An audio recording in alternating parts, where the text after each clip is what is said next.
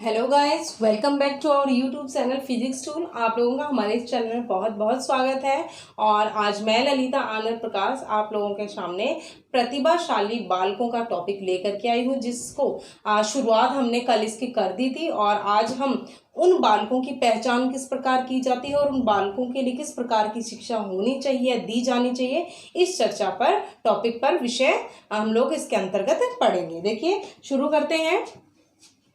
सबसे पहले प्रतिभाशाली बालकों की पहचान।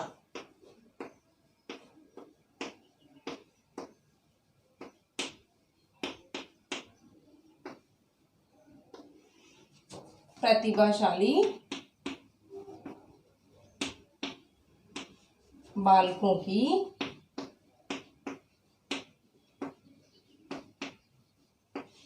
पहचान।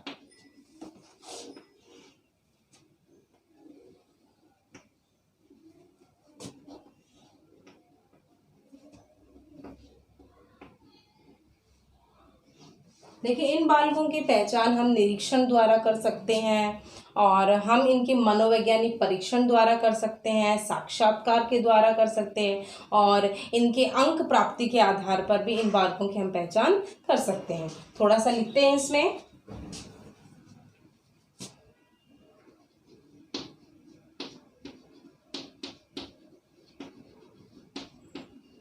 इन बालकों की पहचान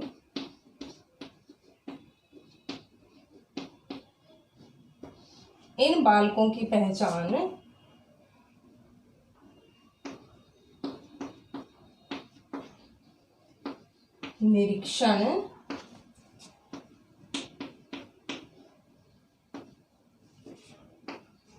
साक्षात्कार,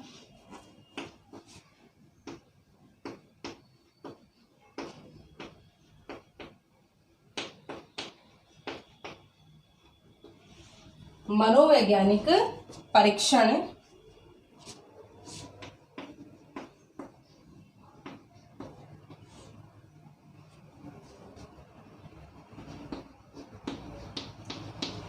और इनके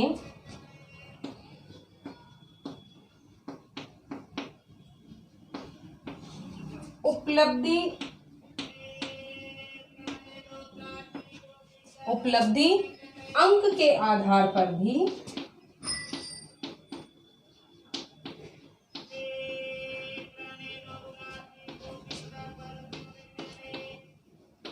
की जाती है।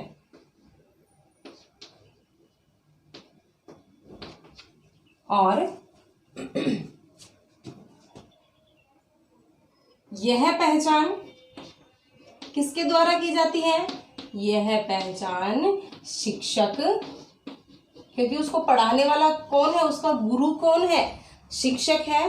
तो उसको पढ़ाने के दौरान उसकी गतिविधियां देख करके, उसके अंक देख करके, उसके साथ बात करके, निरीक्षण करके शिक्षक उसकी पहचान कर सकता है। इसकी पहचान शिक्षक। फिर है मित्र मंडली, यानी जो फ्रेंड्स उसके साथ रहते हैं वो भी समझ सकते हैं कि वो किस प्रकार है। और लास्ट है परिवार। लास्ट नहीं बोलेंगे, ये मुख्य हैं। और भी बहुत सारे लोग इनकी पहचान कर सकते हैं, लेकिन मुख्य रूप से शिक्षक, मित्र मंडली और परिवार आदि करता है।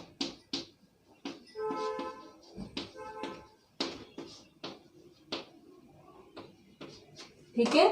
देखिए, इन बालकों की पहचान निरीक्षण के द्वारा किया जा सकता है, साक्षात्कार के द्वारा भी की जा सकती है, मनोवैज्ञानिक परीक्षण के द्वारा भी कर सकते हैं और इनके उपलब्धि अंक के आधार पर भी इनकी पहचान की जाती है। और यह पहचान मुख्यतः कौन कौन करता है? शिक्षक, मित्र मंडली और परिवार। क्योंकि कोई भी व्यक्ति अधिकतर इन तीनों के संपर्क में आए बिना नहीं रहता, चाहे किसी के संपर्क में आए या ना आए। शिक्षक से भी शिक्षा लेना जरूरी है, मित्र मंडली में भी रहना जरूरी है और परिवार में भी 100% रहना जरूरी है। तो इन तीनों के द्वारा बालक की पहचान की जा सकती है कि वो प्रतिभाशाली है या नहीं है। और मनोवैज्ञानिक परीक्षण द्वारा ये विभिन्न प्रकार के जो परीक्षण होते हैं उनके द्वारा किया जा सकता है। साक्षात्कार, किसी बच्चे का इंटरव्यू लेकर के भी इसका पहचान की जा सकती है। अब हम पढ़ेंगे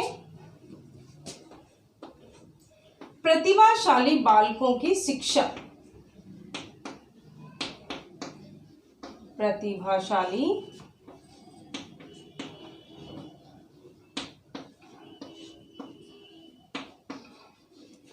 बालकों की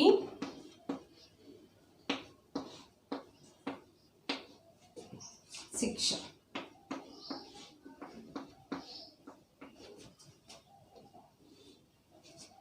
लिख लेते हैं।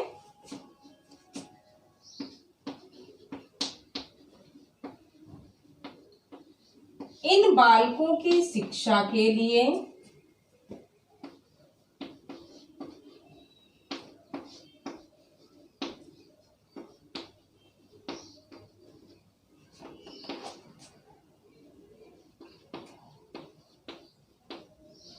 ऐसी विधि का उपयोग होना चाहिए। ऐसी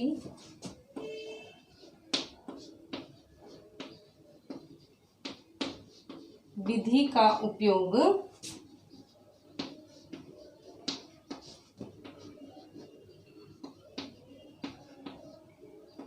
होना चाहिए जिससे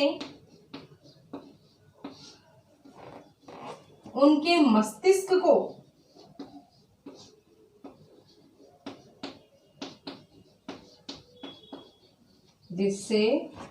मस्तिष्क को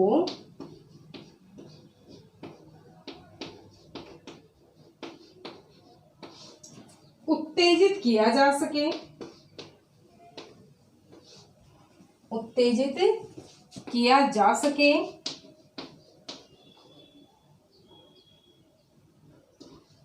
ताकि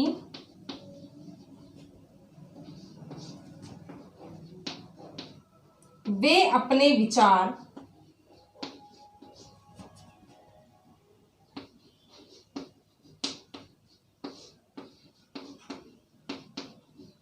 प्रस्तुत कर सके।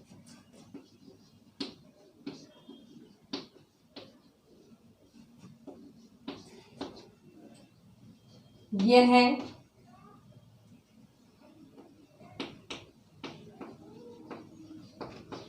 परिचर्या विधि, इसको हम बोलते हैं डिस्कस मेथड। क्या बोलते हैं? डिस्कस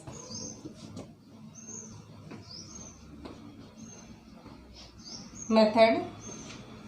दूसरा है वाद विवाद प्रतियोगिता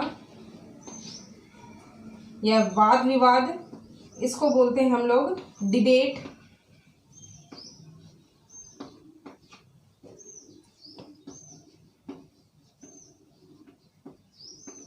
के द्वारा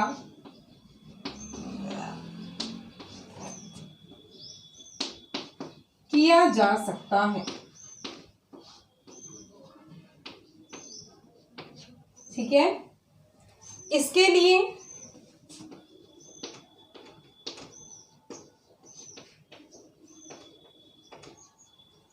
कक्षा में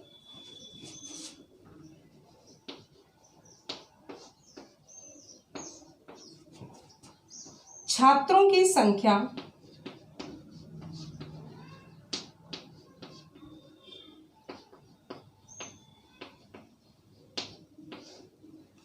इसके लिए कक्षा में छात्रों की संख्या कम होनी चाहिए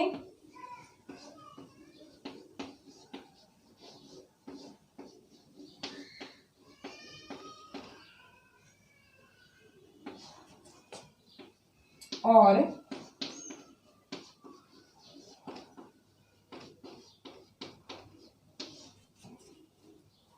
विशिष्ट प्रकार के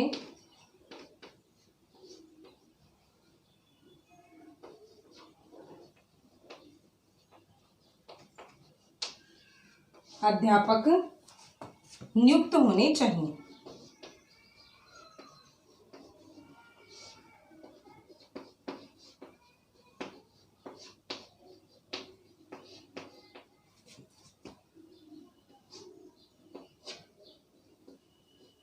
और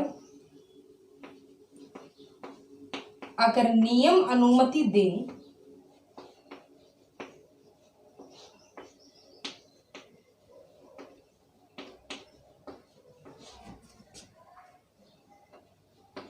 या देते हो तो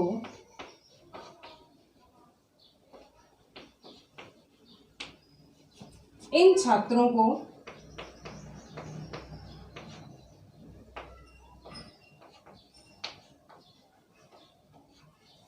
तीव्र क्रमोन्नत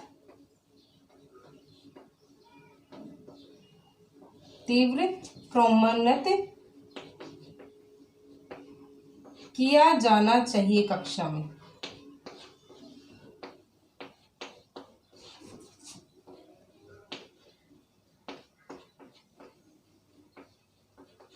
ठीक है, देखिए इन बालकों की पहचान हमने पढ़ ली। अब हम पढ़ेंगे इन बालकों की शिक्षा। इन बालकों की शिक्षा के लिए ऐसी विधि का उपयोग होना चाहिए जिससे उनके मस्तिष्क को उत्तेजित किया जा सके ताकि वे अपने विचार प्रस्तुत कर सकें। यह परिचर्या विधि यानी डिस्कस मेथड द्वारा और वाद विवाद यानी डिबेट के द्वारा, देखिए ये जो हमने बोला कि डिस्कस मेथड परिचर्या विधि, इस पर कोई एक बिंदु ले लिया जाता है और ग्रुप में बैठकर बहुत सारे लोगों के द्वारा डिस्कस किया जाता है कि ये जो टॉपिक है ये किस प्रकार का है, इसके अंतर्गत व्यूज क्या हैं, इसकी विशेषताएं क्या हैं। तो बच्चा जितना अधिक खुले विचारों से अपने विचार प्रकट करेगा तो उसके मस्तिष्क का विकास भी उतना ही अधिक होगा और उसके मस्तिष्क को उत्तेजित भी किया जा सकता है। दूसरा है वाद विवाद यानी डिबेट, यानी कोई भी टॉपिक दे करके उसके पक्ष में और उसके विपक्ष में तर्क लेने चाहिए। तो ये इनके द्वारा भी या इनमें बच्चों को शामिल करके कहीं भी वाद विवाद प्रतियोगिता होती है और कहीं भी आप बोलेंगे कि भाषण प्रतियोगिता होती है, तो इन प्रतिभाशाली बालकों को वहाँ भेजना चाहिए जिससे इनके मस्तिष्क के उत्तेजना को जागृत किया जा सके और अपने विचारों को व्यक्त करने में ये हिचक महसूस ना करें और इनके विचारों को सुना जाए। ठीक है, इसके लिए कक्षा में छात्रों की संख्या कम होनी चाहिए और विशिष्ट प्रकार के अध्यापक होने चाहिए, यानी कि ट्रेंड जो टीचर होते हैं वो होने चाहिए। और कक्षा में बच्चों की संख्या कम होनी चाहिए क्योंकि अधिक संख्या होने से शोर शराबे से डिस्टर्बेंस होती है और उस डिस्टर्बेंस के कारण हम उस भीड़ में प्रतिभाशाली बच्चों को उजागर नहीं कर सकते या उनकी पहचान नहीं कर पाते। तो कम बच्चे होंगे तो हम उन पर ध्यान रखेंगे, पर्सनली एक दो से मिलते रहेंगे तो हमें पता चलेगा कि ये बालक किस प्रकार का है। देखिए, अगर स्कूल के नियम अनुमति देते हो तो अगर बच्चा तीव्र बुद्धि वाला है या तीव्र पढ़ाई करता है, अच्छा विकास करता है, तो उसको क्लास में क्रमोन्नत करना चाहिए, उसको क्लास जंप करवा देनी चाहिए कक्षा के अंतर्गत। ठीक है, और आज के इस टॉपिक का हम यहीं समापन करते हैं। प्रतिभाशाली बालक जो है, आज हमारा यही टॉपिक खत्म होता है और कल हम पिछड़े बालक जो टॉपिक है उसको लेकर के प्रस्तुत होंगे। तो आज के लिए इतना ही। जय हिंद, जय भारत।